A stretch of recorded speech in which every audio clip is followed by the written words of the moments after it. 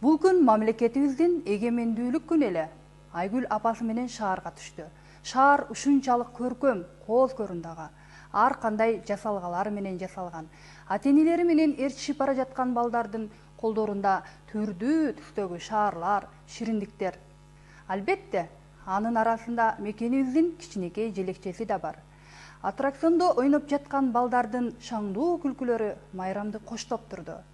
Айгүлгө апасы да шириндиктерди жана Кыргызстандын желекчесин алып берди. Айгүл аябагандай кубанды.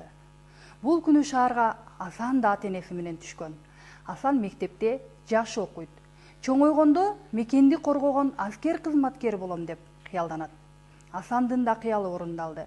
Ал аянттан жоокерлерди көрүп, алар сыяктуу чекесине колун коюп салам берди.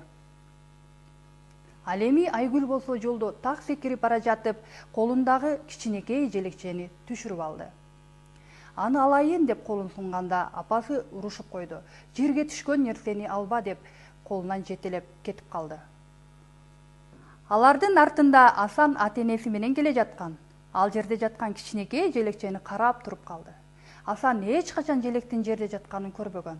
Ар дайым бийикте желбиреп турганын көргөн жана эжейинен уккан. Ал ата-энесин карады. Алар жылмайып ала кой дегенсип баш ийкешти. Асан жердеги желекти колуна алып, чаңын күүп, бийик кармап бара жатты. Шаардан үйгө келип эле Асан желекти алып эшикке чыкты. Ал бир ойду ойлоп койгон болчу. Досторунун ойнойбуз деп чакырганына да карабады. Ал тургай апасынын тамак ичип ал деген сөзүн да укпады. Кичинекей күрөгү менен жерди көпкө казды да, алып келген желегин жыгачка байлап орнотуп койду. Анын жанында туруп, жоокерлердин кыймылын туурап жатты. Кеч да кирди. Асан үйгө кирип, чарчагандан тамак да ичпей уктап калды.